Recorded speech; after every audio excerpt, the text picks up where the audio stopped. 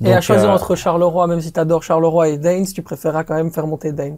Dans les Ah, tu veux parler français, vraiment les français maintenant. Tout dépend de son contrat, t'as un contrat jusqu'à quand? J'ai encore 2 ans et demi de contrat. Ah ouais, donc ouais, Dale, c'est quoi?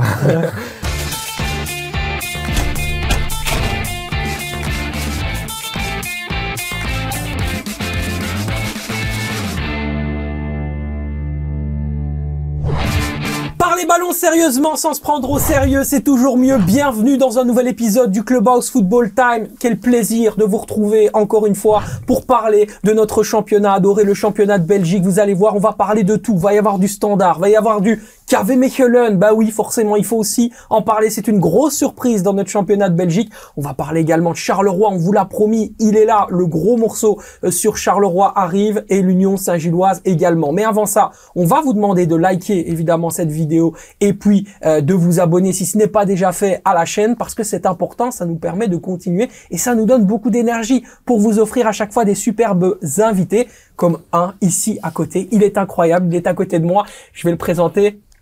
Gaëtan Hendrix, comment ça va mon frérot? Ça va très bien et toi? Je suis super heureux de tout simplement t'accueillir ici. Alors pour ceux qui ne le savent pas, tu es le capitaine du club de Daines qui est actuellement co-leader de la Challenger Pro League, donc la deuxième division belge.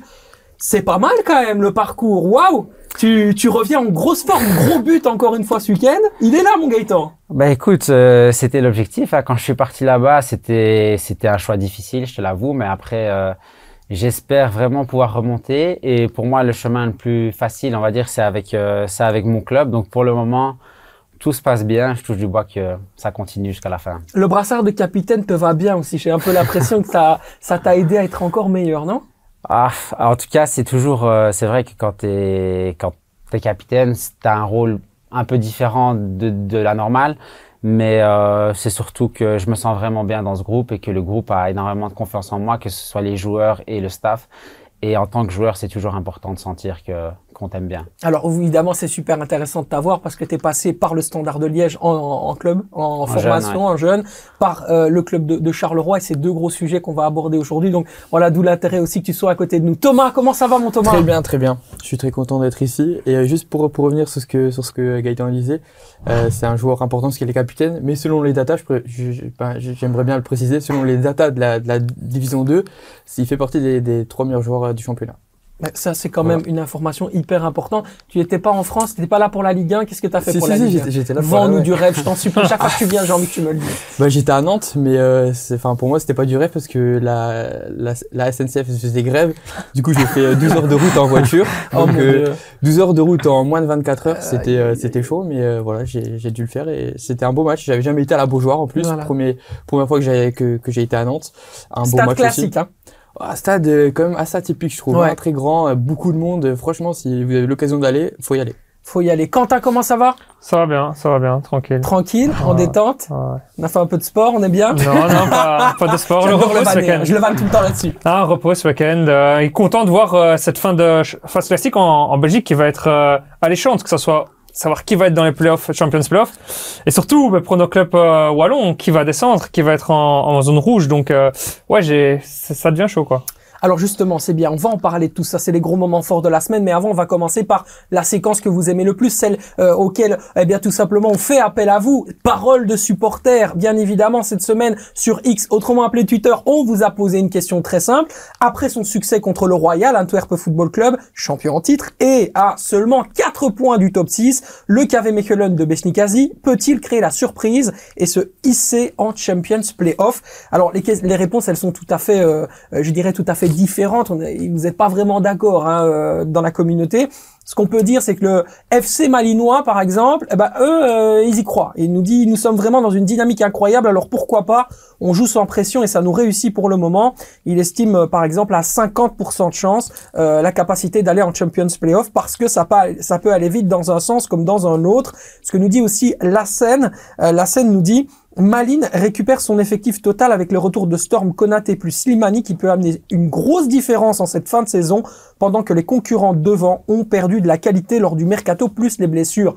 Globalement, Thomas, ce qu'ils disent tous les deux, que ce soit FC Malinois ou la Seine, c'est cohérent pour le FC Malinois. Ah oui, carrément. Franchement, c'est une très bonne remarque du fait que Storm revient, Konaté revient de la CAN et Slimani a été ajouté à l'effectif lors du dernier mercato.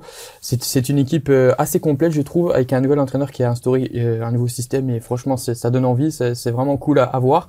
On donne la chance aux jeunes aussi. Du côté de Malines, ça n'a pas toujours été le cas, dans le passé. Et là, je trouve qu'il y a des bons petits jeunes.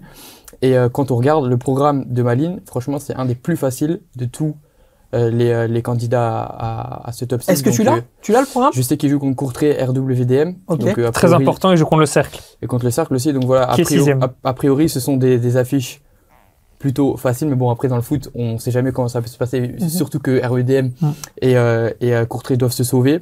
Donc c'est jamais facile, mais sur papier, ce sont des affiches qui sont plutôt accessible pour l'équipe de Malines. Oui, puis j'ai cru comprendre aussi que le mercato avait fait du bien parce qu'ils se sont quand même renforcés, ils ont dégraissé des joueurs qui aussi dans le vestiaire étaient relativement problématiques. On parle notamment de Jordi Van Lerberge, qui est un excellent joueur, mais qui posait un peu de problème en termes d'ego, notamment dans l'effectif. Il avait notamment la saison dernière été écarté, il était revenu dans le groupe, il était effectivement de titulaire en poste de défenseur central, mais c'est un milieu défensif de formation. Enfin, compliqué en tout cas. C'était vraiment un nœud en fait, je dirais dans le collectif, dans le groupe. Ici, on s'est libéré de ça.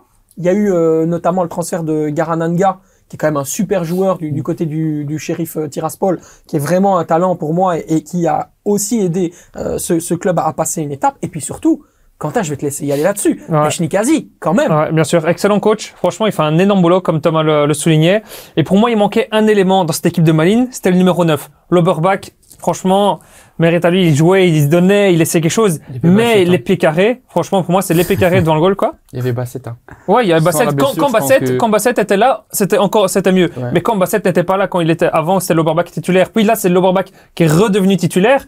Ouah, c'était compliqué. Donc Slimani aura beaucoup à faire. Il l'a fait notamment ce week-end avec une passe décisive, c'était important. Et c'est là que ça va être vraiment le rôle pour moi, l'élément décisif si tu veux atteindre cette Champions Playoff. Parce que l'effectif derrière, mais des Emrapti, des Heremans, des Scofs derrière, c'est costaud quand même. Hein. T'as Foulon en défense, t'as Kobo qui fait franchement une bonne saison, je trouve. T'as Bates également, t'as Cook qui est en gardien. Franchement, ils ont un bon effectif. Il manquait ce numéro 9.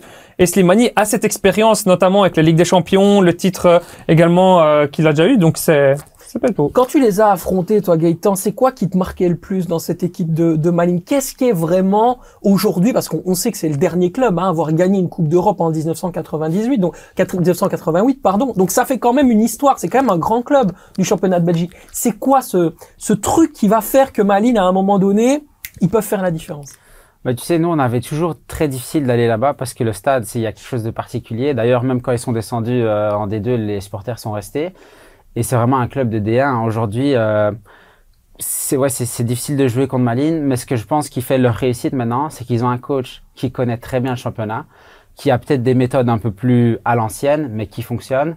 Et puis, ils ont un groupe de joueurs aussi qui connaissent le championnat. Et je pense qu'ils ont un bon équilibre. On a parfois tendance dans le football moderne, à aller chercher des joueurs à gauche, à droite qui viennent d'un peu partout dans le monde. Et après, c'est difficile à associer toutes les cultures et de faire en sorte que la mayonnaise, elle prenne directement. Alors qu'à Malines, il y a quand même un bon équilibre entre joueurs qui connaissent le championnat, des joueurs d'expérience aussi. Parce que quand on parle de Scofs, Heremans et tout ça, pour moi, surtout leur moteur, c'est Scofs qui fait encore une super saison. Et à côté de ça, il y a des joueurs plus jeunes, des joueurs qui se sont révélés et des joueurs qui peuvent aussi amener la fougue. Et donc, le trio coach qui connaît le championnat, joueur d'expérience et un bon équilibre. Et après, le stade qui est derrière et les supporters, je pense que c'est ce qui fait aujourd'hui leur comeback par rapport au début de saison. Moi, j'ajouterais un homme, les amis, Tim Matthijs. Le travail qu'actuellement est en train de faire Tim Matthijs, il est excellent. Encore une fois, je le répète, mais la manière dont il a solutionné les problèmes internes de l'effectif, où il y avait des joueurs qui n'apportaient pas ce qu'ils devaient apporter, d'autres qui se sont révélés. On peut parler notamment de Dimitri Lavallée, qui est actuellement titulaire dans le club qui est deuxième du championnat autrichien, 8e de finaliste, bientôt de Conference League. Donc ça veut dire qu'il a réussi aussi à bonifier des joueurs en leur permettant d'aller s'émanciper ailleurs. Il a été chercher aussi des gros talents. Je parlais de Garananga, mais un mec comme Slimani, il faut quand même le convaincre, hein, Thomas. Faut aller le chercher, tu vois ce que je veux dire? Il faut lui dire que tu vas aller jouer à Malines alors qu'il est à Coritiba au Brésil, quoi. Faut lui mettre ça dans la tête, en fait, après une CAN où il a été absolument cataclysmique. Donc il a aussi une force de décision, Tim Matthijs, que moi j'aime beaucoup. On rappelle que c'était l'adjoint de Peter Verbeek, hein, dans ce rôle de co-directeur sportif. Il a été également sport manager du côté de la Gantoise. Moi j'aime beaucoup son travail. Je trouve qu'il travaille de manière très saine et c'est pour moi c'est un talent. Il y a aussi des talents dans ce niveau-là et en tant que directeur sportif, je trouve qu'il fait vraiment beaucoup de belles choses et il connaît aussi, encore une fois, on revient à ce que disait Gaëtan, l'ADN de Malines. C'est un peu ça. Ouais, après, je connais pas tout son travail, etc. Je pense que tu es mieux placé pour ça. Mais tu penses vraiment que ça a été une tâche difficile pour lui de convaincre Slimani de venir en Belgique? Je pense que Slimani était bien au Brésil et qu'il gagnait beaucoup mieux sa vie au Brésil. Il était en fin de contrat, si je me trompe pas. Il était pas. en fin de contrat, mais il avait des grosses opportunités là-bas après sa saison à Coritiba où il a pas arrêté de marquer. Donc, il fallait, à un moment donné, lui faire comprendre que retourner en Belgique, c'était aussi retourner à une espèce de souvenir anderlechtois, sympa, etc. Ils se connaissaient de là-bas, ils avaient une très bonne relation, donc il y a peut-être aussi ça qui a joué, mais c'est quand même une très très très belle plus-value. Oui, clairement, non. Se dire qu'on a Slimani dans son effectif pour les derniers matchs là qui arrivent, tu parlais vraiment on peut le dire, c'est un rush quoi. C'est vraiment un sprint quoi. C'est plus une course de fond pour aller chercher ses playoffs 1. C'est quand même un sacré adjuvant sur, le cercle de Bruges a évidemment Kevin Denke, mais les autres quoi. Tu vois, c'est qui l'attaquant star du STVV, Adriano Bertaccini? Tu vois, c'est quand même une grosse différence. C'est qui? Zaïro Leslam. Voilà, ils ont cherché Bertaccini qui joue en Division 2 aussi. Voilà. Donc, catastrophique, absolument catastrophique. Je sais pas, moi j'aime pas du tout. Maintenant, c'est des joueurs comme Kaya par exemple. Tu vois, Kaya du STVV. Lui, c'est quatrième option. Voilà, on est d'accord. Mais il avait fait un match au Standard, il était catastrophique, on s'en souvient. Mais donc voilà, un petit prono sur ce KV Mechelen. Je vais commencer par Gaëtan. Gaëtan, ton petit prono là sur ce top 6, vont-ils y arriver, oui ou non? Il reste pas beaucoup de matchs, hein, donc ça va être difficile, mais j'aurais envie quand même de miser sur eux parce que moi je suis plutôt d'avis en tant que joueur, au lieu de parler des joueurs qu'ils ont et de l'effectif, plutôt c'est de la dynamique dans laquelle ils sont pour le moment, et je crois qu'ils sont dans une bonne dynamique. Ils ont aussi moins de matchs que certains du top 6. Et on va dire, je vais mouiller, je vais dire qu'ils y seront. Allez, ils y seront, c'est bien mon frérot. On va se checker parce que moi aussi je pense qu'ils pourraient y aller. Ça pourrait être la grosse surprise là ici en fin de saison. Thomas? Ouais, moi je pense pas qu'ils y seront. Boum, douche froide. Moi, douche froide, non, parce que je pense que le retard du début de saison leur fera tort en cette fin de saison. Et je pense qu'il y a trop d'équipes qui peuvent prétendre à ce top 6 et Malines, c'est trop tard. Voilà, Kevin n'a pas le meilleur buteur du championnat, effectivement. Kevin Denke, déjà 20 buts en 25 matchs. Impressionnant aussi, c'est peut-être ça aussi qui fera la clé, Quentin. Alors moi, le match contre le Cercle, très important. Et je pense que le Cercle va réussir à atteindre ce match nul, avoir ce petit match nul qui va pouvoir faire la différence. Et 4 points en 12 matchs, ça voudrait dire encore 4 points en 9 matchs. Ça risque d'être trop juste. Malheureusement, ils sont en forme, mais peut-être un tout petit peu trop tard. Comme Thomas le disait, je rejoins Thomas, pour moi, ils n'y seront pas. Ouais, la loi des séries sera un peu compliquée. Alors, ce qu'on peut espérer, évidemment, c'est qu'ils restent sur cette énergie-là et qu'ils aient cherché les Europe Playoffs. Voilà, pour ensuite, clairement. Ils se seront dans les favoris dans ce playoff-là. Ce sera plus intéressant pour eux, je pense. Ah ben voilà. Parce que dans le top 6, ils auraient potentiellement leur place, mais pour décrocher quelque chose, une place européenne ou autre, je pense pas qu'ils pourraient prétendre à ça. Donc ce serait peut-être plus facile pour eux de jouer l'autre compétition. Tu es prêt? On parle des moments forts de la semaine, mon cher Thomas. On est parti? Tout à fait. Allez, c'est parti. Super. Les moments forts de la semaine tout de suite, évidemment, avec un bilan de 5 points sur 18 possibles. Peut-on imputer la méforme du Standard de Liège à Ivan Leko? Je vais vous laisser y aller, évidemment. Et là, il va y avoir une bagarre, hein. Je te dis, okay. Tu vas rentrer dans la bagarre certainement, mais ça va être sympa. Je donne juste des petites stats sur le match entre Westerlo et le Standard. Et puis, je vous laisse aller, les amis. 2 tirs cadrés pour le Standard à 5 pour Westerlo. En expected goals, on est à 0,39 expected goals contre 1,87 à Westerlo. Un score donc logique. Le Standard a perdu. Faut-il imputer, je dirais, les mauvais résultats à Ivan Leko? Est-ce qu'il est responsable de tout, Quentin? Non, pour moi, c'est pas lui le responsable. Le responsable, c'est notamment la direction. Il y a aussi les joueurs, parce que c'est les joueurs sur le terrain. Mais la direction, 7-7-7 au-dessus. Il y a des gros problèmes, mais notamment, on en a déjà parlé précédemment dans les émissions, quand tu as des défauts de paiement dans tes joueurs, on peut demander l'avis de Gaëtan, mais quand tu as des défauts de paiement assez longs, tu n'as sûrement pas la même le même esprit sur le terrain, c'est logique. Parce qu'imagine, tu vas travailler en tant que salarié ou autre quelque part, t'es pas payé, ben, tu vas prendre congé, tu vas être en congé maladie. Là, non, parce que c'est des footballeurs, ça reste un autre statut professionnel, mais t'es pas payé, t'as pas, je pense, le même aspect sur le terrain. Puis t'as aussi cette pression. Il y en a, je pense, qu'ils ont pas l'étoffe et les épaules pour jouer au Standard, parce que t'as pas les mêmes épaules pour jouer au Standard que pour jouer à Saint-Tron dans un autre club. Là, c'est une autre pression. Donc non, pour moi, Leko, il fait ce qu'il peut, il fait avec ce qu'il a, et non, c'est pas lui le responsable pour moi. Gaëtan, on arrive à faire fi de cette situation-là quand on est professionnel et qu'on n'est pas payé. Est-ce que là, maintenant, je me mets dans ta peau. Est-ce qu'on est à 100%? Moi, perso, j'ai jamais connu la situation. J'ai de la chance, donc je peux pas parler en connaissance de cause. Mais c'est vrai que, en tout cas, ça veut dire qu'il n'y a pas une atmosphère sereine dans le club quand ça se passe. Donc, il doit toujours avoir une espèce de guerre entre certains joueurs qui se disent, moi, je m'en fous, j'y vais à fond, et d'autres qui se disent, ben moi, si je suis pas payé, j'ai pas envie de le faire. Enfin, voilà. Après, je crois que quand on est dans un club comme le Standard et qu'on joue, et qu'il y a autant de monde au stade, une fois qu'on est sur le terrain, c'est difficile de se dire « Oh, ben je le fais pas parce que je suis pas payé ». Parce que après tout, le foot, au début, ça reste une passion, ça reste ce qu'on aime faire. Et quand on est dans une ambiance où il y a 20 000 personnes derrière nous qui nous poussent, je crois que c'est difficile quand même d'y aller avec le frein à main. Donc, c'est surtout l'ambiance qui règne autour du club qui doit être pas très sereine. Mais je crois que le problème, pour rebondir là-dessus, c'est qu'il date pas de cette année. Il date depuis quelques années où le club est dans une situation très difficile. Et c'est un peu un cercle vicieux où c'est difficile de sortir de ce cercle vicieux. C'est pas en un changement de coach. Si c'était si facile, je crois que chaque club changerait de coach. Et voilà, donc ça va prendre, à mon avis, encore un peu de temps. Et c'est vraiment un travail de fond qu'il faut reconstruire. Un peu comme Anderlecht l'a fait, où pendant toutes ces années, c'était difficile. Et ils sont en train seulement cette année de sortir la tête de l'eau. La saison prochaine, Steven Alsate ne sera plus au Standard. Il sera certainement impayable pour les Rouges. Il a un profil relativement similaire au tien, même si toi, tu as un profil un peu plus laboureur. Fergal-Akin t'appelle, tu fais quoi? Tu vas ou pas? C'est la question préférée des journalistes. Ouais. Il attendait. On me l'a fait souvent. Ah non, mais on regarde la situation que tu as exposée et de l'avis que tu as donné. Moi, je parle dans le contexte-là, hein, pas nécessairement de est-ce que tu veux y aller ou pas. Ah oui, tu parles pas avec mon passé. Non, okay, voilà. Okay. Je parle de la situation en tant que footballeur. Au vu de tout ça, tu y vas ou pas?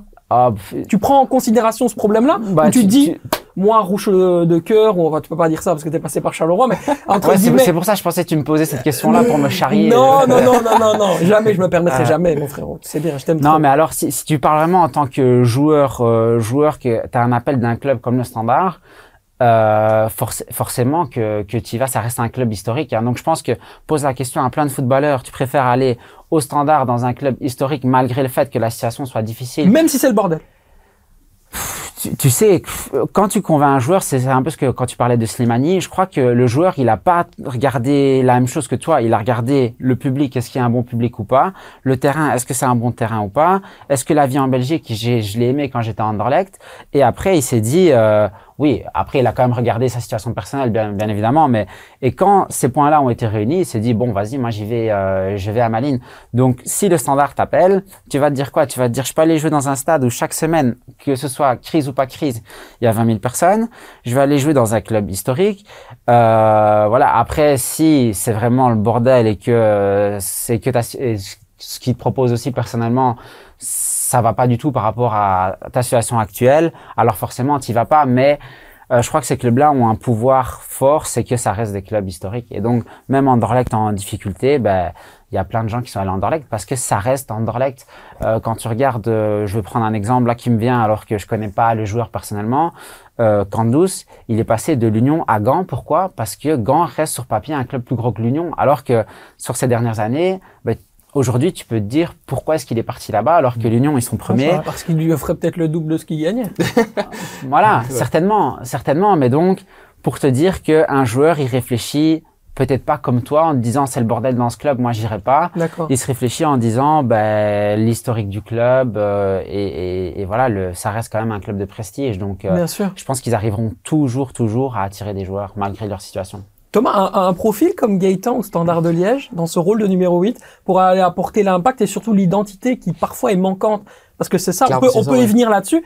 Et justement, ça va te permettre d'étaler un peu ton analyse. Ça va faire du bien, quand même, dans le collectif du Standard de Liège. Cette identité standard qui manque complètement dans le match face à Westerlo, ça se voit. Ces joueurs ne sont pas concernés par le blason.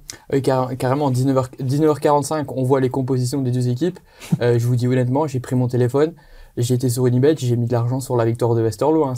Non, mais vraiment, je vous dis honnêtement. Et merci d'ailleurs parce que j'ai remporté de l'argent, quoi. Donc c'est bénéf, tu vois. Okay. Mais non, si on pourrait placer par exemple un Gaëtan dans l'effectif pardon de ce standard-là actuel, bien sûr que ce serait une plus-value parce que on va pas se mentir, je le dis depuis les débuts de saison, l'effectif du standard c'est pas bon, c'est pas au niveau du club historique, de leur ambition, etc. Le recrutement, franchement, je le trouve très nul. Vraiment très nul. Mais moi, j'ai un peu l'impression aussi que c'est pour ça que je pose la question d'Ivan Leko, que l'entraîneur pioche. L'entraîneur ne sait pas quoi faire. Il tourne autour de la solution et il comprend pas vraiment où est-ce qu'il veut aller. Il y a des joueurs et il a mis le point sur, pour moi, un mal qui est hyper important et qui, dans le football moderne, cause de grands problèmes. Pas qu'en Belgique. On peut regarder la situation de Chelsea également. La situation médicale des joueurs, qui n'est pas claire.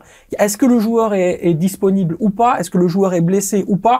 Et à un moment donné, par exemple, il s'est posé la question sur l'histoire de Kanga. Il dit, mais je fais quoi? Moi, je veux mettre Kanga numéro 9. On me dit qu'il est dispo, puis finalement, il ne l'est pas. Et puis après, il est blessé. Puis il y a en fait une espèce de bouillabaisse autour de ce club qui est ingérable en fait, Quentin. Ouais, non, c'est sûr. Et puis même quand tu dois te placer, t'as déjà plus de défenseurs centraux parce que t'as Ngoy qui est blessé, t'as Wotkiet qui est blessé, t'as Van Osden qui est blessé. Avant, franchement, le match était vendredi, il y avait aucune info qui est sortie, même dans les conférences de presse et tout. Nubi qui est pas là, tu dois mettre un De Waal, défenseur central. J'ai du respect pour lui, c'est un battant et tout, mais pour moi, il a pas les qualités de jeu pour jouer au standard. Et là encore, le pire, c'est que ton seul back droit réserve de Fossé, c'est De Waal, et Fossé s'est blessé pour plusieurs semaines ici au match contre Westerlo. Donc maintenant, qu'est-ce qu'il va faire? De Waal qui doit censé jouer back droit, donc si Nubi ne revient pas, ben je sais vraiment pas comment il va faire. Là, ils vont jouer avec des joueurs qui vont être relégués en National 1, puisque tu te connais bien d'ailleurs à la SLCS FC, mon ami. C'est catastrophique, donc ouais, il y a plein de problèmes, il y a les problèmes médicaux, il y a tellement de problèmes que encore heureux qu'il y a les supporters. Comme Gaëtan le disait, encore heureux qu'il y a les supporters parce qu'ils ont pris des points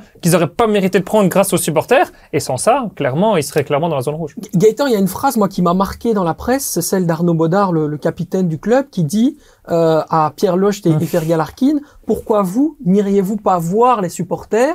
Pourquoi c'est toujours nous qui sommes obligés de le faire?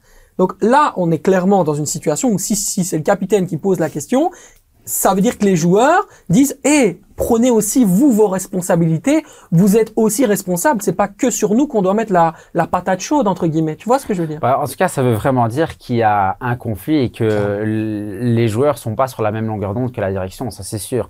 Après, j'aime pas parler sans être en connaissance de cause parce que c'est toujours tellement différent ce qui se passe réellement dans un club et ce qui se dit dans la presse. Donc, quand on est de l'extérieur, on juge souvent, mais en fait, on sait pas vraiment ce qui se passe.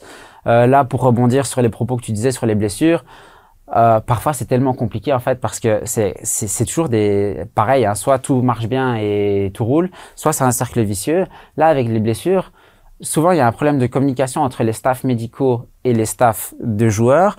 Puis, tu as les joueurs qui veulent jouer mais qui sont pas prêts. Et en fait, s'ils jouent et qu'ils se reblessent, c'est la faute des staffs médicaux. Donc, les staffs médicaux, la prochaine fois, ils veulent plus prendre de risques. Donc, qu'est-ce qu'ils disent? Ben non, il est pas dispo. Mais le joueur, lui, il va dire au staff, ben moi, je suis dispo, j'ai pas mal. Et donc, en fait, c'est vraiment parfois difficile à gérer. Mais sur cette phrase-là, peut-être que, oui, il y a des choses, en tout cas, que moi, je ne sais pas. Et qu'il doit y avoir des problèmes entre direction et joueurs, et c'est jamais un bon message parce que ça veut dire que tu travailles pas dans une ambiance sereine et que t'es peut-être pas heureux en ce moment d'aller travailler, d'aller t'entraîner, d'aller jouer. Et dans ces cas-là, c'est un peu pareil pour n'importe quel sport, hein. Quand tu fais pas quand tu fais pas avec plaisir ce que tu fais, c'est difficile d'avoir des résultats. Le volet technique, maintenant, parce que c'est important. Je sais que vous avez vu certainement mon tweet sur ce qu'on pourrait faire avec ce Standard de Liège-là, au regard de la fin de la seconde période, qui pour moi était meilleure dans les tentatives, peut-être pas à la conclusion, là je vois tout de suite Quentin qui hausse le ton, mais vraiment, tu hausses les yeux, après on va voir si tu vas hausser le ton ou pas. D'abord les yeux et après le ton certainement. le système à 4-3-3 qu'on pourrait mettre en place avec un Balikwisha qui essaye de jouer court. On a vu l'écho qui a dit faut arrêter de faire le Barça, faut arrêter de faire le tiki-taka. Pour moi, il a visé tout de suite Balikwisha. Hein. Bon, pour moi, c'est ça, c'est clairement l'homme qu'il a visé, il a voulu le tuer. Et Balikwisha, il se fait tuer de match en match, hein, d'ailleurs, d'entraîneur en entraîneur, de coach en coach. Il se fait défoncer par tout le monde, le pauvre. Je pense qu'il en a marre, il veut vraiment se barrer. Mais la vérité, c'est que quand même, tu changes ton animation, tu crées quelque chose d'un peu plus dynamique dans les combinaisons. Tu vois un Saïdou Fini qui peut apporter quelque chose. Tu vois un Djenepo qui joue un petit peu plus haut avec un Seydou Doumbia à gauche. À voir si évidemment physiquement il va pouvoir tenir encore une fois. Il y a quand même une volonté. Est-ce qu'il faudrait pas prendre des risques, quitte à un moment donné être un peu désorganisé, créer le déséquilibre technique? Est-ce que on peut pas à un moment donné se dire allez vaille que vaille, on tente tout, arrêtons d'avoir peur et de se chier dessus quoi. Mais bien sûr, et on a encore tous, franchement, à 99% vu qu'Amal Sowa, je le dis chaque semaine ici, ne doit plus être titulaire. Ouais. C'est un attaquant gauche. Là, il le met sur le poste où Djenepo jouait, mais il tente rien. Et pour moi, un attaquant gauche, ça doit savoir faire un dribble, ça doit savoir éliminer un défenseur en contre 1. Tu te retrouves en position là, c'est plus un 3-5-2. Donc c'est plus un qui doit faire attaque-défense. C'est un qui, justement, est là dans ce rôle offensif où il doit savoir éliminer l'homme en un contre 1 pour soit après la mettre au numéro 9 ou soit tenter une finition en un contre 1 avec un gardien. Mais il n'arrive pas à dribbler, il n'arrive pas à tenter. Et donc, même si Djenepo, on a beau lui reprocher qu'il tente beaucoup de dribbles, il tente toujours son même passement de jambes et tout, mais il a ce petit coup de rein, il a cette petite accélération pour au moins faire la différence. On a notamment vu contre l'Antwerp, ça allait déjà mieux contre l'Antwerp. Il a mis en difficulté plus les défenseurs de l'Antwerp. Donc, il faut tenter quelque chose. Et Sowa ne doit plus être là. Et on a notamment Balikwisha. On l'a vu aussi contre l'Antwerp où il était titulaire. Mais c'est lui qui, en cette première mi-temps contre l'Antwerp, a provoqué des choses, a éliminé des hommes, a fait cette différence. Pour moi, il manque des joueurs créatifs, comme tu dis. Mais la situation de Sowa, elle est quand même folle, parce qu'on parle d'un joueur qui a joué à une phase de groupe de Ligue des Champions à Bernabeu avec le club de Bruges, qui a été bon dans ce match-là. Je m'en rappelle très bien, c'est un match qui m'avait marqué, parce que Bruges avait été excellent. Et aujourd'hui, il se retrouve dans le tréfonds du niveau du championnat de Belgique. Comment c'est possible quand on est joueur de passer de là à là? Il faut que tu m'expliques, parce que t'es joueur pro, il faut que tu puisses m'expliquer comment on passe d'un niveau pareil à un niveau pareil. Bah, tu sais, c'est... Moi, un aspect que je trouve on oublie beaucoup aujourd'hui dans le foot, c'est l'aspect humain et l'aspect psychologique. On parle beaucoup de plus en plus, et d'ailleurs, ça m'énerve, des datas, de tous ces trucs-là, parce qu'en fait, avec un data, tu vas toujours réussir à avoir quelque chose qui te conforte dans ton idée. Il y en a tellement aujourd'hui des data que tu peux trouver du data sur ce que tu veux. Alors que sur l'aspect humain, certainement qu'à Bruges, il était dans un environnement positif, qui sentait l'amour qu'on avait pour lui, qui se sentait, il était dans une bonne forme, il se sentait en confiance. Et peut-être que là, au Standard, déjà, tous les joueurs, à mon avis, ils sont dans un environnement où ils jouent un peu avec le frein parce que forcément, ils sentent de la pression.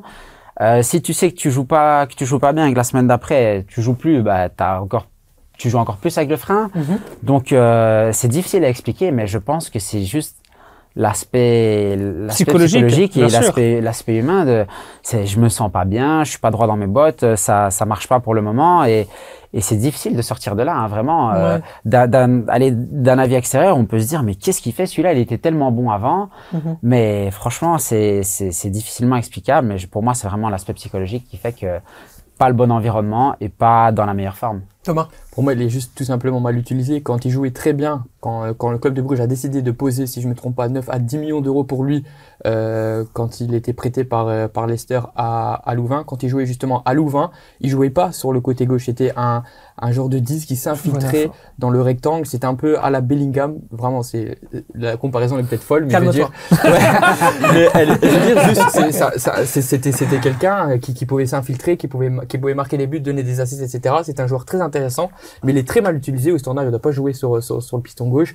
C'est pas de Kawabe alors pour toi. Oui, voilà, c'est pas un ailier gauche. Il est très mal utilisé. Et justement, quand il a très bien joué contre Porto, si je me trompe pas, avec le club de Bruges, il jouait dans ce rôle-là et pas comme il joue aujourd'hui au Standard. C'est là aussi où on voit la différence entre une équipe qui est programmée pour jouer le haut de tableau, pour aller jouer justement le top, et d'autres équipes contre lesquelles entre guillemets, ils sont en directe confrontation. On peut parler d'OHL, on va y venir avec Charleroi notamment, qui ont un peu plus l'habitude de jouer un peu plus bas. Quand le Standard se retrouve dans cette situation-là, non seulement il y a la pression, mais en plus de ça, il y a ce côté un peu, on est un peu perdu dans la forêt, on sait pas comment est-ce qu'on va sortir de là, quoi.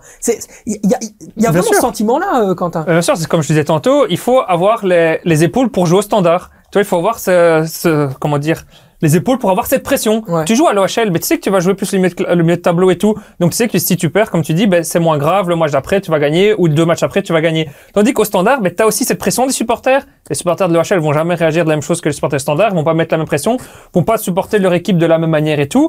Et quand on regarde, ben Kamal Sawaa, pour moi, n'a pas ses épaules, par exemple, pour jouer au standard. Parce qu'un attaquant qui doit jouer au standard, pour moi, c'est le gars, ben il va faire un dribble, il va tenter quelque chose, les supporters ils vont être là, ils vont l'encourager. Et lui, c'est quelqu'un qui va chauffer les supporters. On se souvient à la bonne époque du standard où, par exemple, un Milan Jovanovic, mais c'était le gars, il marquait, il sautait dans les supporters. Il avait 10 bières sur lui, sur le maillot, il s'en foutait parce qu'il était tout content, parce qu'il avait sauté dans les supporters. Et il faut cet ADN-là, pour les attaquants du standard. Et ouais, clairement, pour moi, il a plus un profil, mais quand il était à l'OHL et tout et qui performait, ben là, c'était un truc un peu plus ambiance ami, tu vois, tranquille, tu vois, c'est pas là du tout la même pression et c'est pas ces mêmes épaules. Et au standard, clairement, on manque de joueurs de caractère, comme Gaëtan le disait. C'est un autre aspect quand tu joues là-bas. Tu dois avoir l'amour du maillot, tu dois subir la pression des supporters qui sont là aussi bien pour t'encourager, mais aussi bien si tu rates une passe, ils vont être là aussi pour te tomber dessus. Donc, tu dois avoir cet esprit-là. Par rapport à ça, tu trouves pas que dans les équipes aujourd'hui, et ça peut-être, c'est aussi de la faute des directions, il y a de moins en moins de Belges.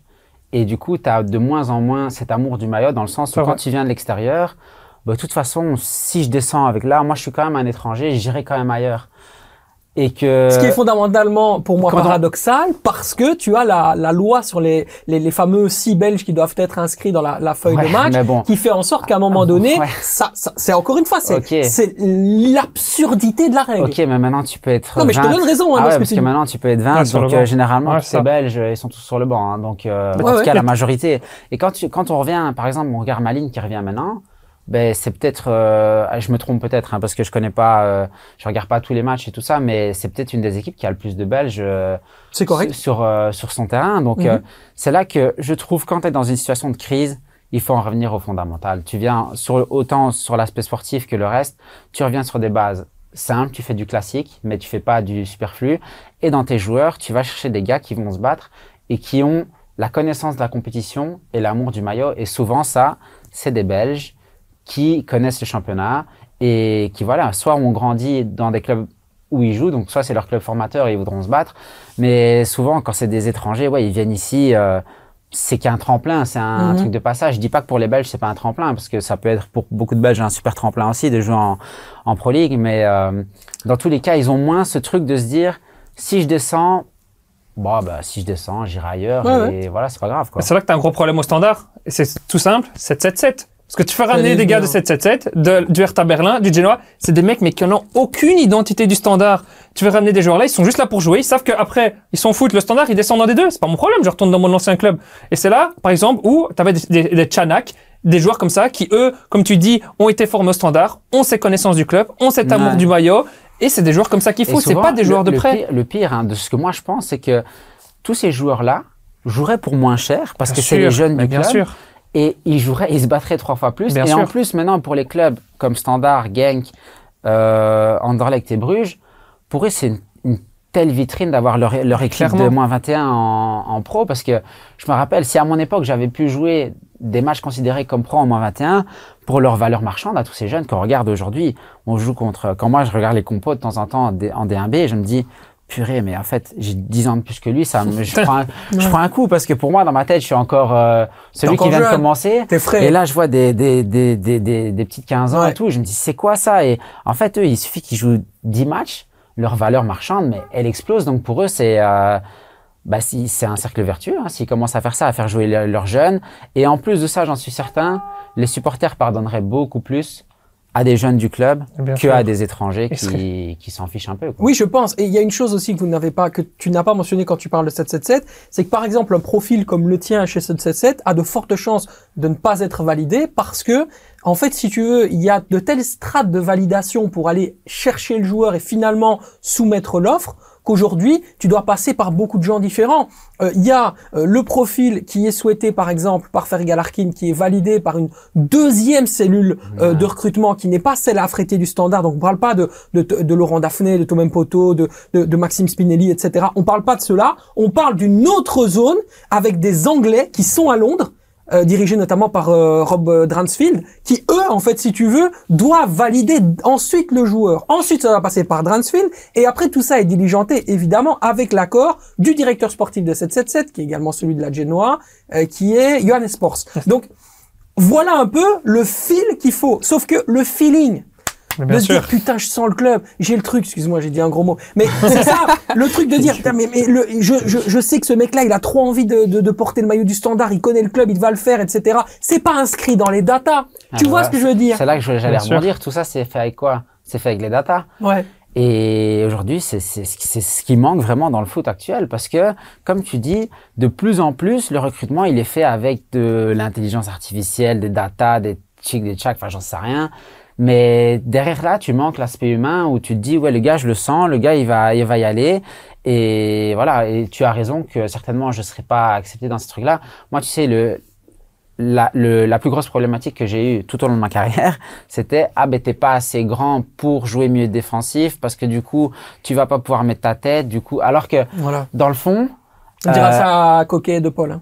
Non mais je suis ouais je suis un peu du monde mon ami. Mais, à un moment donné c'est la vérité. Après voilà, c'est peut-être pas le même foot la compétition, mais aujourd'hui souvent on met en avant des phases de jeu qui vont peut-être qui vont arriver 2 fois dans un match pour ce qui va se passer 98% du temps, tu le mets de côté. Donc, ce que je veux dire par là, c'est tu vas privilégier quelqu'un, dans mon cas, qui va mettre de la tête, parce que tu te dis au cas où il y a un corner à la dernière minute, ou je sais pas, lui peut-être va mettre sa tête, que quelqu'un qui va peut-être jouer avec ses pieds pendant tout le match. Donc, voilà, ça c'est juste une parenthèse, mais c'est vrai que dans les processus, en tout cas, pour recruter les joueurs aujourd'hui, t'es scruté de A à Z et c'est difficile parce que le filtre il est de plus en plus restrictif. Mais même sur la taille, tu parlais de cette histoire de taille en disant qu'à un moment donné il nous faut un grand joueur, en général on va dire la vérité de couleur, qui sait récupérer les ballons de la tête parce qu'il est grand et qu'il a du volume, etc.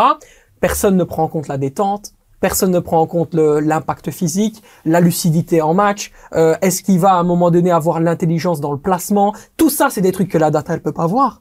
Tu vois ce que je veux dire, Gaëtan? Ouais. En tout cas, je suis pas le pro de la data, je sais pas comment ils font, mais tout ce que je sais, c'est que je reviens sur mes propos, que ça manque cruellement d'humain et on ferait bien de revenir un peu à l'ancienne, au feeling, au ressenti et recruter des joueurs sur, pas que sur la data, parce que comme je te dis, la data, tu trouves les datas que tu veux. Donc, c'est facile. Moi, si j'ai envie de me vendre, je vais trouver les datas qui me conviennent.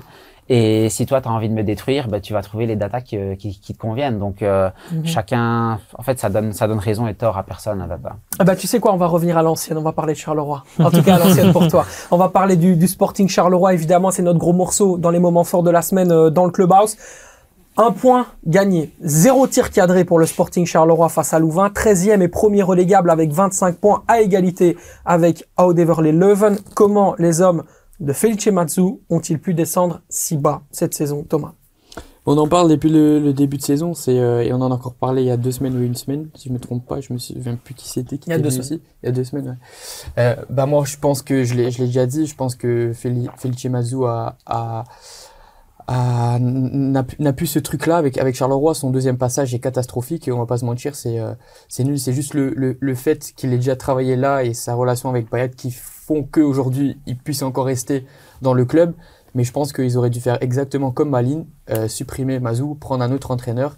Et je pense que ça aurait été nettement mieux parce que, honnêtement, quand on compare le noyau avec celui-là de Malines, je les trouve plutôt similaires, même mieux, celui-là de Charleroi. Donc, comme je l'ai déjà dit plusieurs fois, le noyau actuel de Charleroi est assez bon pour être beaucoup plus haut dans le classement. Et pour moi, le problème actuel, c'est Mazzu. Moi, je trouve qu'il y a aussi des joueurs, Gaëtan, je me tourne vers toi parce que je sais que c'est un de tes meilleurs amis, qu'on ne retrouve plus au plus haut niveau. Et j'en ai parlé d'ailleurs avec lui dernièrement. Je trouve que le capitaine de Charleroi, Marco Ilaïramitra, c'est bon, j'espère que je l'ai bien dit, qui est un joueur fantastique, qui a un potentiel bien au-delà de Charleroi, n'est plus vraiment concerné comme il le devrait. Je trouve que on ne voit plus le niveau dans le milieu de terrain qu'il avait auparavant. Je le trouve tellement fort. Il a un tel potentiel. Il peut aller tellement plus haut que Charleroi. J'ai un peu l'impression qu'il a lâché, moi, tu vois. Non, lâché, franchement, moi qui le connais, jamais c'est ça que je te pose la question. Jamais il lâchera. Et justement, je trouve qu'il prend encore beaucoup de responsabilités. Là où je suis d'accord avec toi qu'il est moins mis en lumière, c'est parce que c'est le fait qui veut ça. Ils sont dans les dernières positions. Quand tu es dans la dernière position, tu joues pas le même football que quand tu es dans les premières positions. Lui, c'est un joueur qui allie la technique, parce que ok, il est costaud, tout ce qu'on veut, mais de base, c'est surtout un joueur de ballon. Et il y a aussi un autre critère que moi je prends beaucoup en compte et que j'ai pris en compte en tout cas quand je suis allé à Dens, que peut-être on oublie de l'extérieur, c'est le terrain. Et aujourd'hui, le terrain à Charleroi, bonne chance pour jouer au foot. Hein. Ouais. Donc voilà pourquoi aussi tu le vois moins en lumière, et le contexte, c'est un peu comme le Standard mis autour. Ben, c'est compliqué aujourd'hui de produire du beau foot, et voilà, lui c'est le capitaine, donc on va plus le pointer du doigt, où il va être plus responsable, parce que forcément c'est toujours comme ça. D'abord c'est le coach, après dans les joueurs c'est le capitaine et tout ça. Mais je pense qu'il prend encore beaucoup de responsabilités, et là où je suis pas d'accord avec toi qu'il a lâché, c'est que s'il avait vraiment voulu, il est en fin de contrat dans 6 mois. Donc s'il avait voulu, il serait parti maintenant et il aurait dit, moi, dans 6 mois, c'est plus mon problème, je m'en vais, et voilà. Alors que là, il a bien dit de lui-même, je reste jusqu'au bout, parce que ce serait lâche de ma part de quitter le navire maintenant. Oui, je suis sûr qu'il aime le club, hein. C'est pas ça le problème. Moi, je te parle de niveau intrinsèque. Ouais. Qu'à un moment donné, il s'est passé quelque chose cette saison, qu'il n'a plus la lumière qu'il avait avant. Ouais. C'est ça que je veux dire. Le nom de transfert cet été. Bah ouais, c'est ça, l'été passé, il avait des envies d'ailleurs. Ouais. Donc si dans sa tête, il a envie de partir, et je pense qu'il avait des contacts avec Saint-Etienne, si je me trompe pas. Il y avait Saint-Etienne, il y avait Voilà. un club En israélien, aussi. exactement. Donc il avait des opportunités et des envies de partir. Donc dans ta tête, si tu commences une nouvelle saison en te disant j'avais envie de partir, mais finalement je veux peut-être quand même rester, t'es pas à 100%, donc tu peux pas être à 100% comme il l'avait été les saisons précédentes. Mais Saint-Etienne, c'était en hiver d'avant, hein, donc ça C'est fait l'hiver ça, d'avant ouais, ça encore, date déjà. Enfin, je veux dire, c'était pas cet Non. été-ci, c'était l'hiver. Quand ils Donc, étaient en Ligue 1, en fait. C'est ça? Ou ils étaient toujours en Ligue 2? Non, ils étaient en Ligue 2. Ok. Il était en Ligue 2, mais donc il a eu le temps. C'est vrai que là, ça avait failli se faire, mais après, ça s'était pas fait. Mais par contre, après cet été, c'est ce qui a été dit dans la presse, qu'il avait des envies. Mais c'est pas lui qui avait des envies. Lui, il était bien à Charleroi, et donc il avait pas envie de quitter le club. Donc voilà, c'est juste le fait qu'encore une fois, Charleroi a vu une saison très très très difficile. Après, ce qui me fait peur en fait pour Charleroi, c'est que c'est la première saison difficile qu'ils ont. Et souvent, ben, on l'a vu avec Anderlecht, ça on amène parfois plusieurs, avec Standard pareil. Donc j'espère que vraiment on pourra dire à la fin de saison qu'ils vont réussir à se sauver. C'était une saison off, et l'année prochaine on repart sur de bases solides, et qu'ils vont pas s'ancrer dans ce trou, quoi. Mais il y a quand même une incapacité, je le répète, 0 tir cadré dans un match face à Louvain. On peut dire la même chose de Louvain, hein. Louvain a également cadré 0 tir, donc il y a pas de problème par rapport à ça. Les responsabilités sont partagées. C'est pas le Charleroi qu'on attendait en début de saison, clairement, mon cher Quentin. Non, clairement. Surtout qu'on était ici en fin de saison dernière avec le président Bayat, qui avait clairement dit sur ce plateau comme quoi l'objectif c'était les playoffs 1. Donc, je fais bien de le répéter parce qu'il l'a dit, effectivement. Ouais, clairement, il l'a dit ici. Donc, aussi bien le Standard aussi, qui aussi dit l'objectif des playoffs 1. Donc, Ah oui, ils ont fait l'erreur en plus de l'inscrire Ouais. pour la commission des licences. Ça va être encore un autre bordel. Donc, je pense qu'il faut pas mettre, comment on dit, la charrue avant les bœufs. Il Ouais. faut d'abord faire étape après étape. Il y avait quand même pas mal de reconstructions. Il y a aussi eu des départs qui devaient peut-être avoir lieu, qui n'ont pas eu lieu, comme des Kofi, comme des organes, des cadres, qui auraient peut-être dû partir, je pense, qui est arrivé à la fin d'un cycle. Et donc, quand tu restes, ben, tu fais des fois l'année de trop. Et ce qui est le cas, je trouve, pour certains. Après, ils ont mis beaucoup d'espoir dans Dabag. On se souvient, et encore ici, Bayat qui en parlait, comme quoi c'était vraiment la recrue numéro 9, qui à Charleroi, je trouve, un peu dur à trouver. Pourtant, il était ici à la Coupe d'Asie avec la Palestine. Il a fait des bonnes performances. Ici, il est revenu. Est-ce qu'il est un peu trop fatigué? Est-ce que son esprit est ailleurs et tout? C'est compliqué. C'est pas le même environnement C'est ça, autour. c'est ça, c'est ça il a du mal à s'acclimater parce qu'il vient du championnat portugais, et il a du mal, je trouve, à s'acclimater au championnat belge. Pourtant, c'est un attaquant qui a le moyen de mettre des goals. On a Mbenza ici qui est fragilisé par les blessures. On a eu Nkuba qui a été absent longtemps. Je trouve qu'il y a beaucoup d'éléments qui ont fait qu'ils ont voulu voir trop beau et trop grand par rapport à ce qu'ils avaient. Et puis surtout un joueur dont personne ne parle, mais qui à un moment donné, la saison dernière, était brillantissime, porté quasiment sur son dos. Alors, il y a Damien Marc, effectivement, défensivement, mais je parle surtout du secteur offensif, parce que c'est pour moi le plus criant et le plus grand problème, c'est Antoine Bernier. Je veux dire, Antoine Bernier avec le RFC Serein la saison dernière, on peut dire ce qu'on veut sur le RFC Serein, c'est lui qui porte l'équipe dans le secteur offensif, c'est lui le leader, c'est lui qui fait les différences. Il est où le Antoine Bernier de la saison dernière? Quelqu'un peut m'expliquer? Mais déjà, le système de jeu de base de Mazou ne convient pas au style de jeu de Bernier. Et je me souviens, il avait parlé, Bayat de Bernier, c'était une opportunité parce qu'il était libre, donc ils l'ont pris. C'était un joueur belge, jeune et qui faisait une bonne saison. Très belle opportunité, super clairement. Transfert de base. Mais oui, de base, oui, mais justement, enfin de base, oui, parce que c'est un bon joueur, mais dans le système de Charleroi que Mazou a instauré en début de saison, il ne collait pas du tout là-dedans. Maintenant, il rejoue à 4 derrière, donc potentiellement ça aurait pu marcher mieux, mais tu vois que ça fonctionne pas, mais c'est un malaise collectif. Donc si tout le monde ne joue pas bien, bah lui non plus va pas bien jouer. Il y a aucun joueur, on peut dire aujourd'hui, qui joue très bien, mis à part peut-être Van Klimpel, parce que lui c'est quelqu'un qui donne toujours tout. Pour moi, c'est le meilleur joueur actuellement du côté de Charleroi. Mais on a vu l'entrée de Damien Marc aussi, on l'a affiché comme devenu indésirable dans ce club. Il est rentré, je suis désolé, c'était un des meilleurs joueurs avec Van Klimpel face à Louvain. Oui, encore une fois, on revient sur le discours, mais là c'était concernant le Standard de Liège, de Gaëtan, sur cette histoire d'identité, d'ADN. C'est ce que j'allais dire. C'est encore une fois, c'est des joueurs du championnat belge qui ont la mentalité, l'amour du maillot et qui, peu importe la situation, ils vont toujours y aller et ils vont toujours mettre le club avant leur ego. Et donc, en tout cas, c'est sur des joueurs comme ça qu'il faut s'appuyer de plus en plus. Prochain match à domicile, c'est face au Kerse Genk. Si c'est ça, exactement. Qui est une équipe qui leur réussit bien à la maison. Charleroi a des bons historiques contre Genk à la maison, donc. Bon historique de transfert aussi. Hein. Oui, ça aussi. Évidemment, on n'ira pas dans les détails. Maintenant, tout est possible. Hein. Honnêtement, ils peuvent prendre un point. Et moi, j'étais là au match à domicile contre Anderlecht. Et comme Gaëtan le disait, ce qui m'a marqué le plus, c'est l'état du terrain. C'est catastrophique. Et une équipe de Genk qui a des bons manieurs de ballon aussi, je trouve, va être handicapée sur ce fait de jouer à Charleroi. Donc Charleroi peut prendre un précieux point à domicile contre Genk. Un précieux point à domicile. Donc on en revient à se dire déjà un point c'est bien quoi. À domicile contre Genk, je pense un point serait très bien. Voilà. Je pense que s'ils sortent de là avec un point, et je pense qu'ils vont être vraiment dans la même optique que comme Mazou a été ici à l'OHL. Mazou a clairement été après la rouge a aussi accentuer ce fait-là d'aller chercher un point à l'OHL, parce que comme ça tu restes à égalité de points avec eux, et c'est après quand tu vas jouer contre des équipes qui sont là en dessous de toi que là tu vas devoir prendre les 3 points absolument, ou alors c'est vraiment être premier des play-down parce que là des points ne sont pas divisés et essayer de terminer premier des play-down à la fin de cela quoi. Après franchement c'est compliqué parce que en tant que joueur on peut pas calculer, on peut pas se dire je vais aller sur le terrain pour prendre un point, c'est tellement risqué de se dire j'ai envie de prendre un point parce que je sais pas, moi je préfère jouer tous les matchs pour les gagner. Et t'en prends une fois 3, ça te fait 3 matchs nuls. Donc, après, je suis d'accord que après un match que tu fais le bilan, tu te dis, bon, aujourd'hui c'est un bon point, oui. Mais en tout cas, moi, en tant que joueur, monter sur le terrain pour dire, je vais prendre un point. Mais en cours de match, par exemple, vu que tu avais la carte rouge. Là, clairement, ils ont joué comme ça. Et je pense que contre Genk, ils vont pas laisser des grosses ouvertures derrière. Et ils vont vraiment assurer le 0 le plus longtemps possible contre Genk. Mais c'est tellement serré aussi chez eux dans le bas que tu te dis, prendre un point, si l'autre, il en prend 3, bah, c'est difficile de calculer quand t'es comme ça. Mais vaut mieux un point que 0 dans ces moments-là, ça peut faire beaucoup de différence. Oui, mais tu vois, ça, c'est la vision, on est content avec ce qu'on a, c'est très bien, il faut voir il faut voir le plus bas possible et le plus bas, c'est le mieux.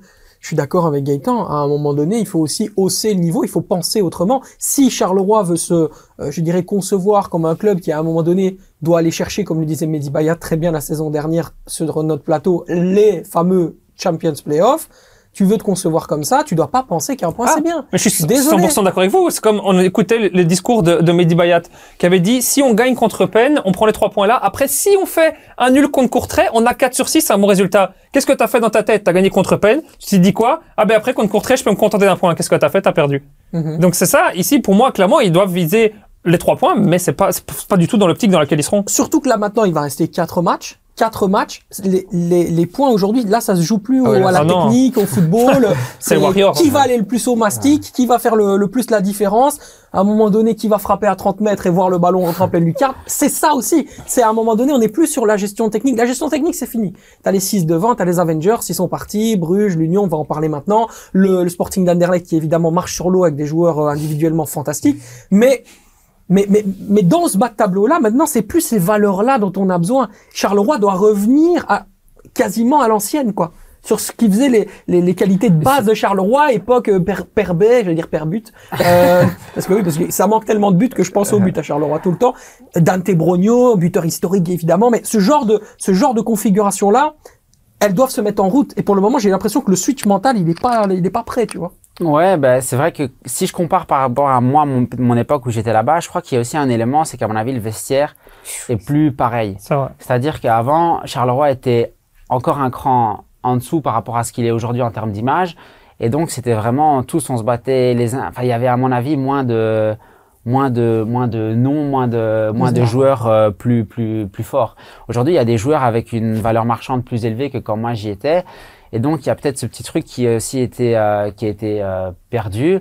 Mais c'est vrai qu'il faut revenir là maintenant. Il reste 4 matchs pour parler français. Je crois que là, jusqu'au bout, ça va être serrer les fesses et espérer qu'on soit pas dedans. Et si on est dedans, encore se sauver. Parce que ceux qui sont dedans, si je me trompe pas, il y a 4 équipes. Il y en a 2 qui vont descendre direct. Et une qui va encore jouer contre le gagnant des playoffs de D1B. Donc, en gros, il y en a que, parmi les 4, il y en a qu'une qui va pouvoir sauver sa peau direct. Voilà. Donc, et à choisir entre Charleroi, même si tu adores Charleroi et Daines, tu préféreras quand même faire monter Daines. Dans les Ah, tu veux parler français, vraiment les français maintenant. Tout dépend de son contrat. T'as un contrat jusqu'au quand? J'ai encore 2 ans et demi de contrat. Ah ouais, donc ouais, Daines, c'est quoi? Non, mais je plaisante évidemment, mais c'est vrai qu'il faudra aller au mastic, c'est certain, pour le Sporting Charleroi, et espérons effectivement qu'il ne soit plus dans cette situation. Play down ou pas, Quentin? Play down ou pas, Quentin? Je répète. Charleroi en play down, oui ou non? Moi, je vais dire oui, parce que je vois l'OHL et l'OHL a quand même des bons joueurs. Un meilleur effectif. D'un meilleur effectif, des Torstensson, des Mertens qui revient, des Maziz, des Scrivers, Rika qui revient, franchement, et même Leysen, le gardien, qui est incroyable. Je pense que l'OHL qui a égalité de points va faire la différence. Donc ouais, je vois Charleroi play down, mais je vois Charleroi se sauver. Ok, donc là, on est sur une configuration simple. On ne change pas les quatre derniers, de ce que j'entends. Il y aura Courtrai, Eupen, ouais, ça c'est sûr. RWDM et Charleroi. Non, pour moi, les 4 resteront, les 4. C'est ou bien Charleroi ou Louvain. Ouais, c'est ça, ils sont à 26-26. Ouais, c'est chaud, hein.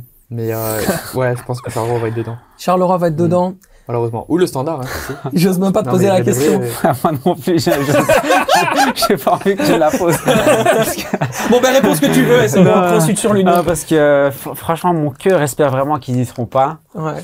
Mais la raison. Mais la raison, en tout cas, ça va être difficile, quoi. Ouais. Donc, je vais serrer les fesses avec ouais, le Standard, je suis pas convaincu qu'il se sauve facilement non plus, hein, parce que qu'ils affrontent l'Union. On va faire la transition, on va parler de l'Union. On parle de Louvain, Charleroi et Standard, mais franchement, le Standard, je serais pas étonné qu'ils soient dedans. Ouais, on va voir ça, effectivement. L'Union Saint-Gilloise, effectivement, qui marche sur l'eau, hein, tout simplement. Match retour de les 16e de finale de UEFA Conference League face à l'Eintracht Francfort.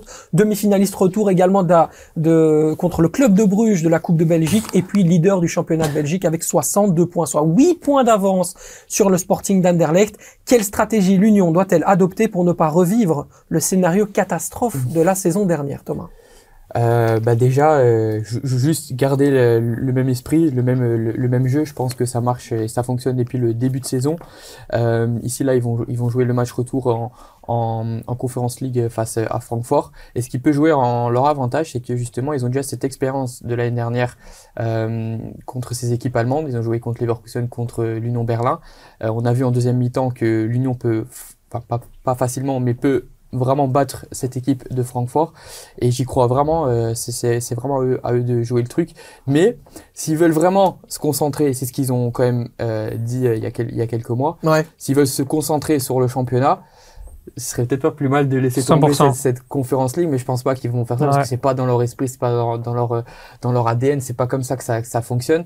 Mais s'ils veulent éviter le même scénario que la saison dernière, il faut juste se baser sur les erreurs du passé et continuer à jouer comme ils jouent. Quentin, je vais venir vers toi juste avant, mais j'ai une petite question avec Gaëtan.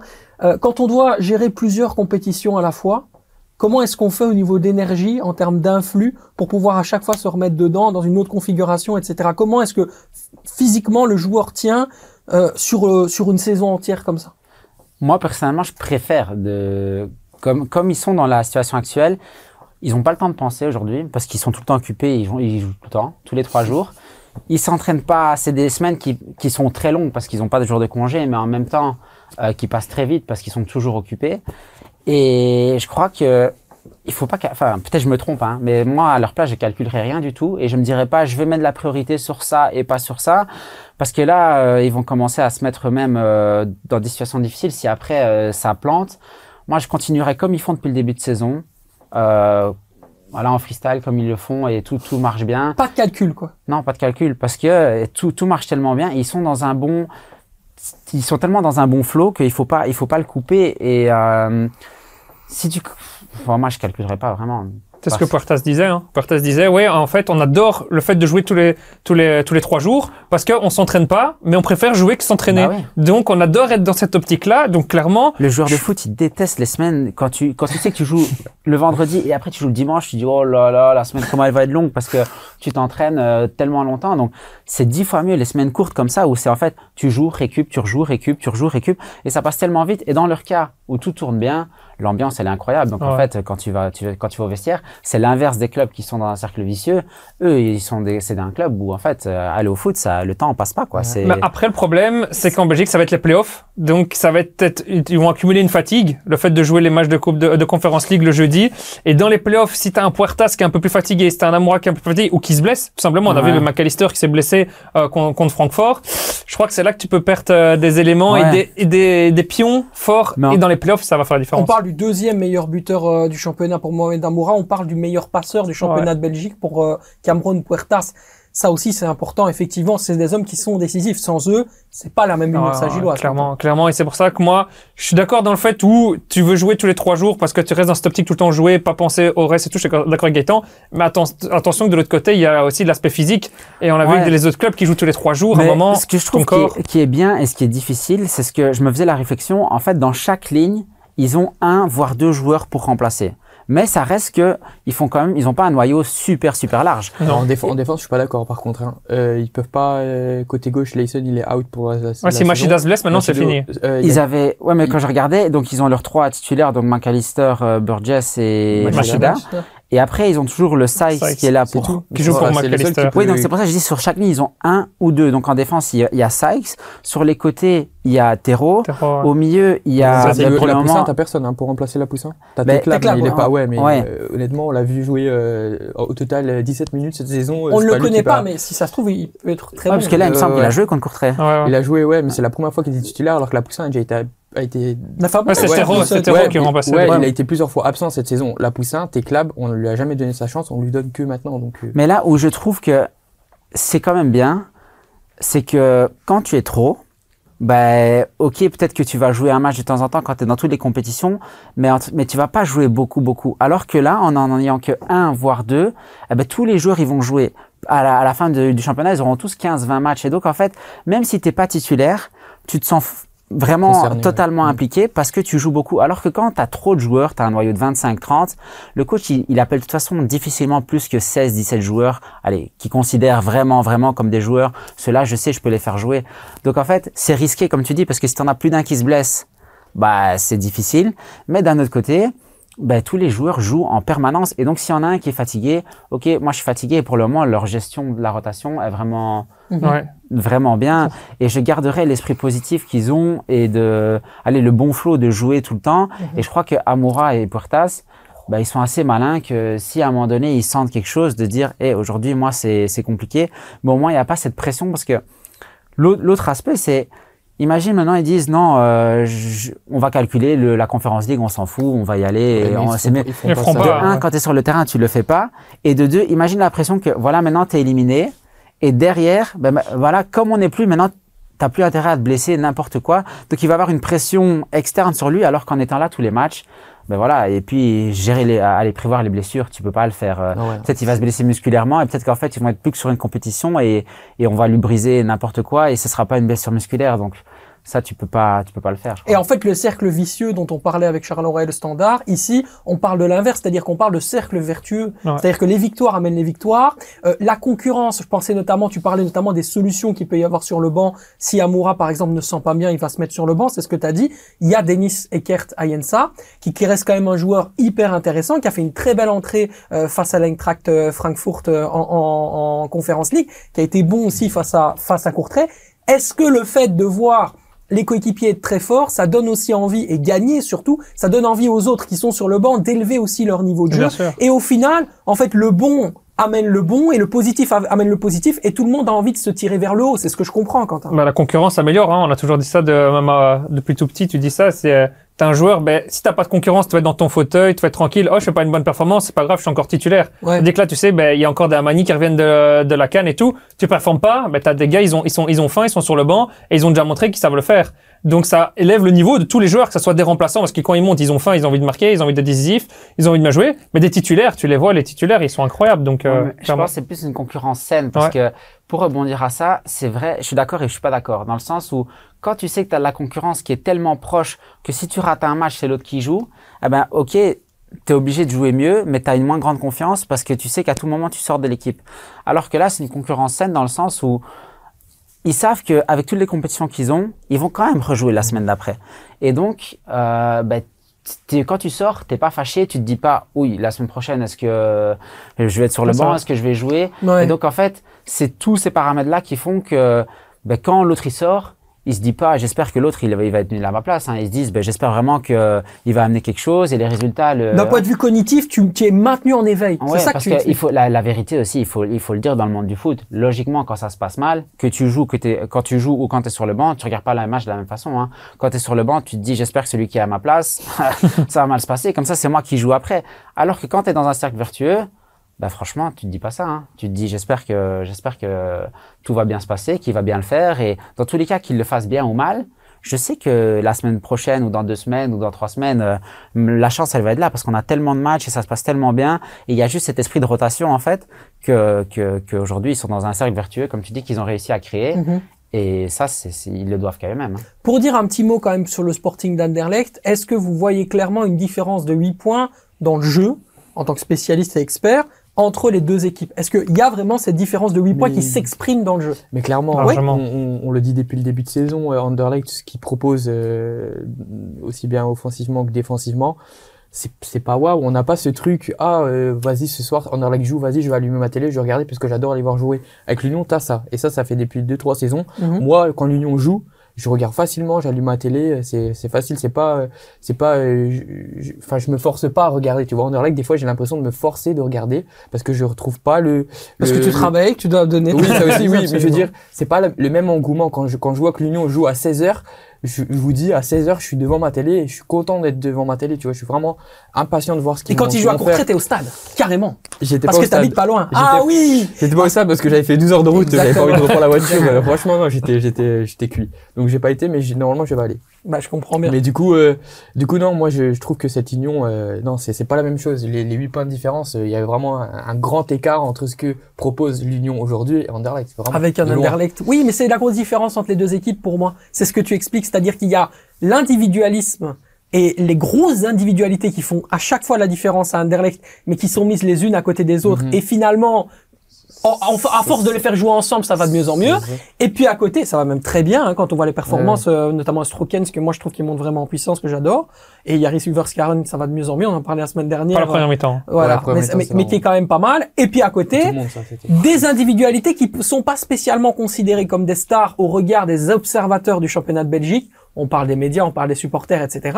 Mais qui sont formellement des vrais stars, en fait, des vrais joueurs qui se conçoivent dans un collectif ou quelque part, même s'ils sont considérés comme les têtes de proue de l'effectif, en fait, ça se ressent pas comme, ok, en fait, c'est lui, la star, ou c'est lui, etc. C'est vraiment l'union en tant que telle. Et c'est fou, parce qu'on parle de l'union, et c'est l'union entre les différents joueurs. Pardon? L'union fait la force. C'est ça. C'est ça. Par contre, ce que j'ai bien aimé dans ce que tu as dit, c'est vrai que quand on voit Anderlecht, c'est vraiment tous des stars. Je sais pas si on s'en rend compte, mais on a quand même un Torgan Hazard qui joue à gauche.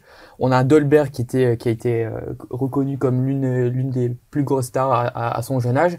On a Schmeichel qui a été champion en première ligue. On a Vertonghen qui a joué en première ligue. Enfin, quand on analyse chaque joueur. Dreyer international. Oui, il y a vraiment Delaney aussi qui joue pas pour l'instant, mais c'est des vraies pointures, des vraies stars.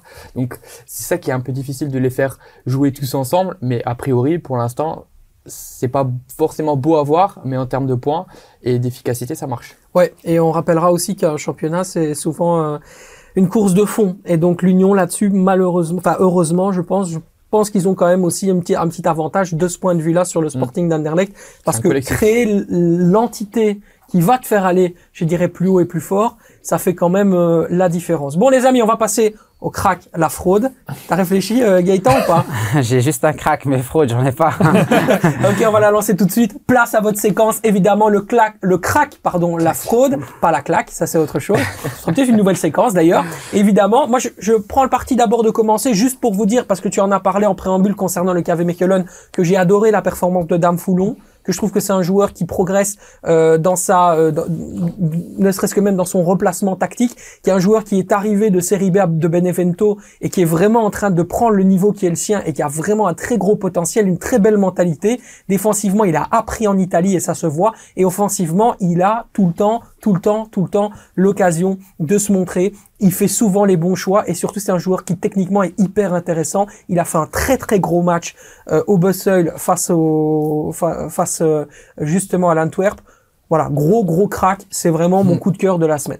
Et ça fait il y a quelques semaines qu'il joue vraiment très bien, mais justement c'est ce que Gaëtan disait, c'est le genre de joueur qui est vraiment l'ADN qui représente en fait ce club de Malines, tu vois. C'est vraiment un profil qui colle vraiment à la peau de cette équipe de Malines. Donc comme il disait, la data ça marche pas toujours, même si je suis plus pour la data que toi, mais je veux dire c'est le côté humain, le côté personnalité et vraiment le truc là, tu vois, c'est important et c'est ce que Dan Foulon a et ça fonctionne très bien. Je suis pas totalement contre la data. Je suis juste, il faut bien l'utiliser. N'oublie pas que grâce à les data, t'es dans le top 3 des meilleurs joueurs de la Challenger Pro League. Tu vois, attention, je peux te montrer, tu verras. Ne pas médire, mon cher Gaëtan, ne pas médire. Je pense même que t'es premier. Parlez, moi je vais continuer, je vais checker et je vous dis quoi. Si le téléphone sonne, je te tue, d'accord, c'est bon.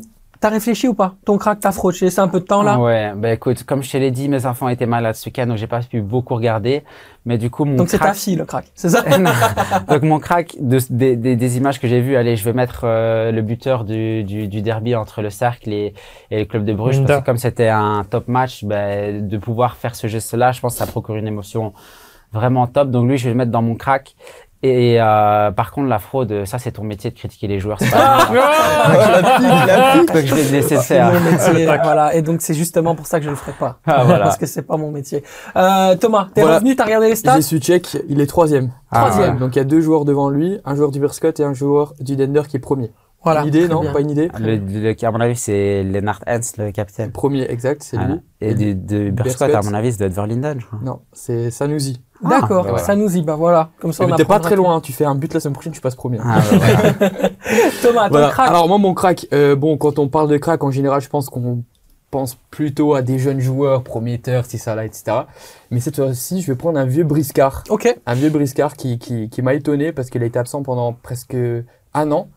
Il rejoue titulaire, maintenant c'est Laurent Depoitre. Ah oui, il a du kilométrage, lui. Exactement, c'est un vieux briscard de notre championnat, mais la manière dont il est revenu, parce que maintenant Kuipers et Robben sont partis, donc il est devenu plus ou moins titulaire, la façon dont il joue, à son âge et par rapport au fait qu'il a été absent, franchement, c'est sa remise là sur le but de Hang, magnifique. C'est excellent, c'est hyper bien joué de sa part. Et même le match d'avant, il n'avait pas marqué, pas d'assist, mais sa présence et sa façon de jouer, de garder le ballon, son côté technique aussi que je trouve très intéressant, je trouve vraiment bon. Et j'espère pour lui que ça servira à la Gantoise qui est vraiment dans une période assez compliquée, même s'ils ont gagné face à Eupen. J'espère vraiment que cette équipe sera dans les playoffs, dans les Champions Playoffs. Donc, Dame Foulon, le Messi du cercle, Depoitre et Quentin. Ouais, il y a du choix, hein. Il y a du choix. Moi, je vais partir en crack, je vais prendre Griffinho de Westerlo. On n'en parle pas assez sur son côté droit. Griffinho, c'est la petite griffe. C'est quand ton chat te griffe, mais il est brésilien, tu vois. On dirait un brésilien, mais en fait, c'est Griffin Yo. Griffin. Ah, je faisais Griffinho. Je pensais que c'était un joueur. Ouais, franchement, on peut le renommer Griffinho. Parce que franchement, la missile qu'il a mis sur le deuxième goal de Westerlo est magnifique. Et je trouve que c'est un jeune qui monte en puissance. C'est un jeune qui vient de MLS et vraiment très, très, très bon. Il a fait un gros match. Ouais, un très gros match. Et il a quelques performances aussi avant dans les autres matchs qui étaient bonnes aussi. Je trouve qu'on en parle pas assez. Et sinon, en fraude, j'en ai 2. Mais je vais prendre Thiago de Bruges. Parce que la semaine du transfert, il y a des rumeurs 37 millions, il y en a qui disent que c'est vrai, il y en a qui disent que c'est faux, mais c'est pas ça le problème. C'est surtout que il part à Brentford, un gros montant, ça va pas se le cacher. Et le match qu'il fait contre le Cercle, il a des grattés, mais monumental. Je l'ai toujours dit, il est surcoté. Petite stat, contre les 6 premiers du championnat, c'est 4 goals. 4 goals sur quoi? Sur penalty. Donc ça pose problème. Et après, tu gères ton match. Tu sais que tu joues contre Anderlecht après. Tu prends une deuxième jaune à la 96e. excuse-moi, mais il y a un léger problème au niveau de ton... On sait, ok, il est jeune, mais tu joues à Bruges, tu dois pas prendre à 96e une deuxième jaune en milieu de terrain sur un coup de coude. C'est je pense que ça leur portera préjudice le fait qu'il ait déjà signé à Brentford, parce que maintenant dans sa tête, j'ai réussi mon coup, je pars en première ligue. Pour Bruges, ça va vraiment, c'est pas une bonne affaire ça. Joue de la time. Ouais. Souvent des joueurs qui jouent effectivement à l'impulsion et par rapport parfois à la carte aussi pour aller chercher les transferts s'il n'a plus besoin de se faire violence. Bah ouais, c'est ça. Je suis d'accord avec toi. Et ce sera un énorme flop en première ligue. Oui, voilà. Ça, et on rappellera effectivement que ça n'est pas la valeur du joueur, que c'est lié au transfert avorté d'Antonio Nusa, qu'il y a eu des accords et des arrangements entre le club de Brentford et le club de Bruges pour pouvoir faire passer ce transfert.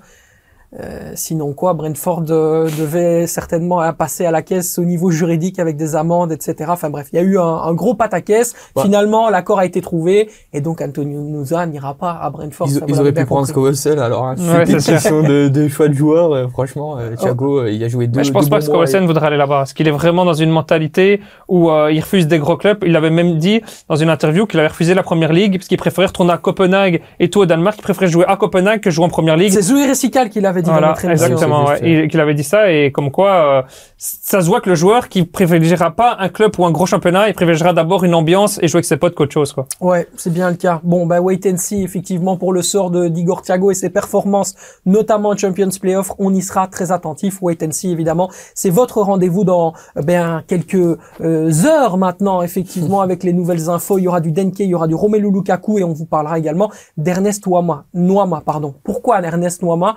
Parce qu'effectivement, il y a Eagle, propriétaire de l'OL et également du RWDM.